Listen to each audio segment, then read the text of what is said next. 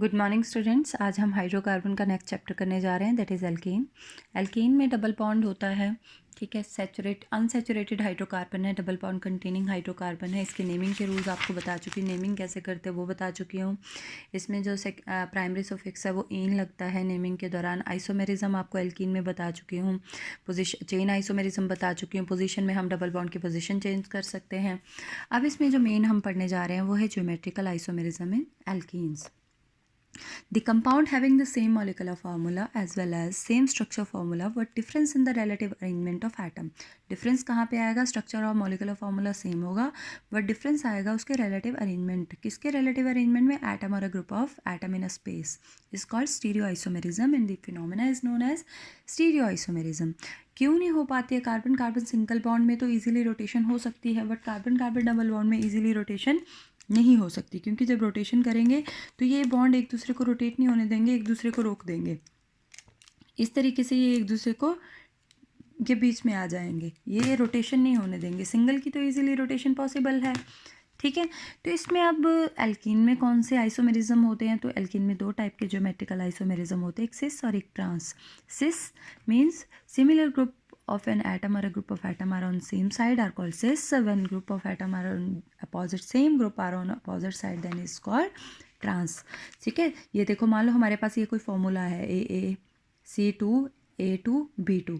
अगर AA और BB दोनों सिमिलर साइड पे, AA सिमिलर साइड पे, BB सिमिलर साइड पे, तो इसको बोलेंगे सिस। अब A को हम नीचे ले आए, B को ऊपर ले गए, अब ये सारे अपोजिट हो गए तो ये बन गया ट्रांस। अब देखो इसमें CH3 सेम साइड पे, HH सेम साइड पे, तो ये क्या है? सिस। अगर CH3 को एक साइड के कार्बन के H को ऊपर ले जाएं, CH3 को नीचे ले जाएं, तो इसको क्या बोलेंगे? ट्रांस।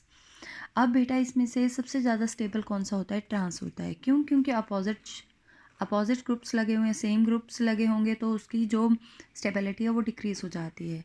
अपोजिट ग्रुप लगे होंगे तो उसकी स्टेबिलिटी क्या हो जाएगी? इंक्रीज़ हो जाएगी। तो बस इतना याद रखना है। जैसे आपने हेक्स-3-ईन का आपने सिस ट्रांस आइसोमर ड्रॉ करना है, तो सबसे पहले तो हेक्स-3-ईन का स्ट्रक्चर ड्रॉ कर लो, फिर कार्बन कार्बन डबल बॉन्ड के अराउंड आपने ग्रुप शो करने। कार्बन कार्बन डबल बॉन्ड बना दिया, एक कार्बन के साथ H लगा हुआ है, दूसरा ग्रुप कौन सा लगा हुआ है? C2H5। एक के साथ H लगा है, दूसरा कौन सा लगा है? C2H5। ठीक है। अगर सेम साइड पे है तो सिस, इसको अपोजिट कर दो एक साइड, तो बन गया ट्रांस।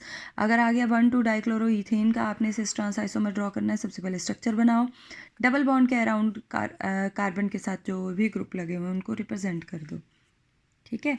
तो ये हो गया सिस, ये हो गया ट्रांस। आई होप आपको समझ आ गया होगा। Cis trans isomer very very important, paper में ये पूछे ही जाते हैं। हेक्स-2-ईन का सिस ट्रांस आइसोमर बनाना है तो डबल बॉन्ड के अराउंड देखना है हमने। डबल बॉन्ड वाले कार्बन एटम ले लिए, इधर सिर्फ एक H है और एक CH3। H और CH3 लिख दिया क्योंकि कार्बन के साथ एक H जुड़ा है डायरेक्ट, एक CH3 जुड़ा है, तो H को ऊपर लिख दिया, CH3 को नीचे लिख दिया। दूसरी साइड में देखो कितना बड़ा ग्रुप लगा है, एक तो H लगा है, एक तो कार्बन के साथ H लगा है, H को लिख दिया। दूसरे कौन सा ग्रुप लगा है? प्रोपेन। कौन सा लगा है? प्रोपाइल। तो ये देखो C3H7 सेम साइड में है HH, तो ये हो गया सिस। अपोजिट साइड में कर दिए तो ये बन गया ट्रांस। अब एक और नोटेशन है, E एंड Z नोटेशन, इसको बोलते हैं in case alkene has a 4 different group. अगर कहते चारों के चारों ग्रुप डिफरेंट जुड़े हों around carbon carbon double bond, तो कैसे सिस ट्रांस हम नोटेशन करेंगे? तो कहते हैं हम सिस ट्रांस नहीं कर सकते। उस ज्योमेट्रिकल आइसोमेरिज्म को रिप्रेजेंट करते हैं हम E और Z नोटेशन से, which have been developed by Ingold and Prelog. These are based on the following sequence rule. पहला है the atom or a group attached to each double bonded carbon atom are assigned priority on their basis of their increasing atomic number. हमने कहते हैं जिसका atomic number सबसे कम है उसको 1 दे दिया, उससे ज़्यादा वाले को 2, उससे ज़्यादा वाले को 3, उससे ज़्यादा वाले को 4, ठीक है। In first atom of this group happen to behave the same, then the relative priority may be determined by comparing the second even third atom in this group. For example, CH3 या C2H5 group है, then second group atom in CH3 group are HHH and while their CHH C2H5H, therefore ethyl group has higher priority. तो आपने देखना है जिसका molecular mass ज़्यादा है उसको ज़्यादा प्रायोरिटी मिलेगी, जिसका कम है उसको कम प्रायोरिटी मिलेगी। Is it clear? तो सबसे पहले एटॉमिक नंबर के बेस पे कर सकते हैं, दूसरा जिसका एटॉमिक मास ज़्यादा है या मॉलिक्यूलर मास ज़्यादा है उसको प्रायोरिटी मिलेगी, ठीक है। सेकेंड रूल क्या है? The action of group priority, each of the carbon atom double bonded are on the opposite side, the configuration is designed as E, higher priority on each carbon atom, bond are the opposite side. अगर कहते higher वाले opposite side पे है, इस तरीके से देखो,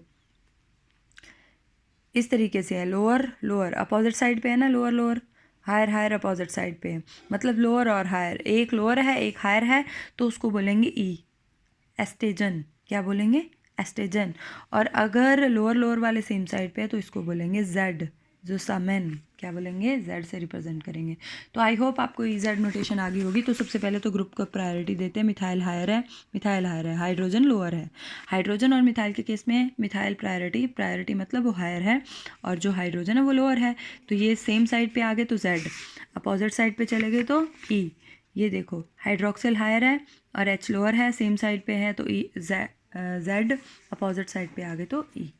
ठीक है, तो ये थी सिस ट्रांस आइसोमेरिज्म। अच्छे से इनको कर लेना, बहुत इजी है, कुछ भी नहीं है, बस दिमाग लगाने की। कार्बन कार्बन डबल बॉन्ड वाले 2 कार्बन लेने हैं, बाकी जो ग्रुप हैवियर ग्रुप अगर सेम साइड पे लगा दिए तो सिस, हैवियर ग्रुप अगर अपोजिट साइड पे लगा दिए तो ट्रांस। इसी तरीके से अगर ई जेड की नोटेशन करें तो हैवियर ग्रुप हायर ग्रुप अगर हमने सेम साइड पे लगा दिए तो जेड, अगर हायर ग्रुप हमने अपोजिट साइड पे लगा दिए तो ई। नेक्स्ट है रिलेटिव स्टेबिलिटी ऑफ एल्कीन्स। अब कहते हैं सबसे ज़्यादा स्टेबल एल्कीन कौन सी होगी? जिसमें कार्बन कार्बन डबल बॉन्ड के अराउंड सारे के सारे मिथाइल ग्रुप लगे होंगे, वो सबसे ज़्यादा स्टेबल। उससे कम जिसमें एक हाइड्रोजन आ जाएगा, जिसमें 2, उससे कम स्टेबल, उससे कम, मतलब जितने ज़्यादा carbon carbon double bonded carbon के अराउंड जितने ज़्यादा हैवियर अल्काइल ग्रुप होंगे उतनी ही ज़्यादा उसकी क्या होगी? स्टेबिलिटी होगी। The amount of heat energy which is evolved when 1 mole of unsaturated compound is hydrogenated is called enthalpy of hydrogenation। ये है इथीन।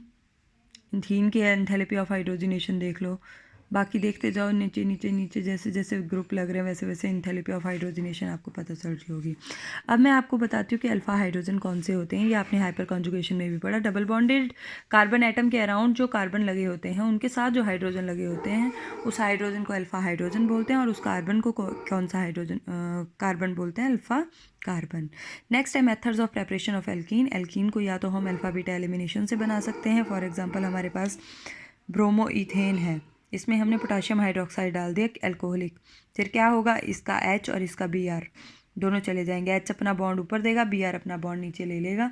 ठीक है, इस तरीके से मैं आपको करके बता देती हूँ। ये देखो, ये मान लो हमारे पास इस तरीके से है।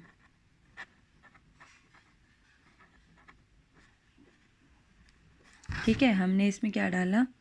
KOH। ठीक है, अब ये K पे पॉजिटिव है, Br क्या है? नेगेटिव है। इसको अब K पॉजिटिव ने इस Br पे अटैक, पहले तो ये OH किस पे अटैक करेगा? इस H पे। OH ऑलरेडी इलेक्ट्रॉन रिच है, तो ये जब इस पे अटैक करेगा तो ये अपना बॉन्ड क्या कर देगा? ऊपर दे देगा। जब ये अपना बॉन्ड ऊपर दे देगा तो ये कार्बन, ये जो ब्रोमीन है हाईली इलेक्ट्रोनेगेटिव है, ये अपना इलेक्ट्रॉन ले लेगा। इस पे नेगेटिव चार्ज और इस पे पॉजिटिव चार्ज, इसने क्या बना दिया? KBr। उधर क्या बन गया? H2O, और यहाँ पे क्या बन गया? CH2 double bond CH2। Is that clear? ये हुआ है यहाँ पे CH3 CH2 Br। ठीक है, इस OH ने यहाँ वाले हाइड्रोजन पे अटैक किया, उस हाइड्रोजन ने अपना बॉन्ड ऊपर दे दिया और Br ने अपना बॉन्ड वापस ले लिया।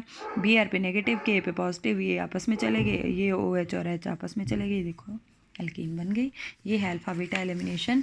जिस पे फंक्शनल ग्रुप लगा होता है उसको अल्फ़ा बोलते हैं और साथ वाले कार्बन को क्या बोलते हैं? Beta hydrogen. अब यहाँ पे देखो, अब जब यहाँ पे KOH अटैक करेगा तो चाहे इस हाइड्रोजन पे करवा दो चाहे इस हाइड्रोजन पे अटैक करवा दो, तो OH ने इस पे अटैक किया, इसने बॉन्ड ऊपर दिया, ये Br ने अपना बॉन्ड ले लिया, KBr बाहर, वाटर बाहर, यहाँ पे एल्कीन बन गई, प्रोपीन बन गई। नेक्स्ट है, if an alkyl halide can eliminate the hydrogen halide in 2 different ways, then the alkene will be formed in excess in which the carbon atom joined by double bond और मोर एल्काइलेटेड। मान लो कहते हैं हमारे पास ये alkene है, अगर इसके पास दोनों साइड बीटा हाइड्रोजन है तो कहते कौन सी साइड से एलिमिनेशन होगा? सॉरी, दोनों साइड अल्फा हाइड्रोजन है तो किस साइड से कहते हैं एलिमिनेशन होगा? कौन सी एल्कीन बनेगी? इस साइड से हाइड्रोजन एलिमिनेट होगा या इस साइड से हाइड्रोजन एलिमिनेट होगा। तो करके देख लेते हैं।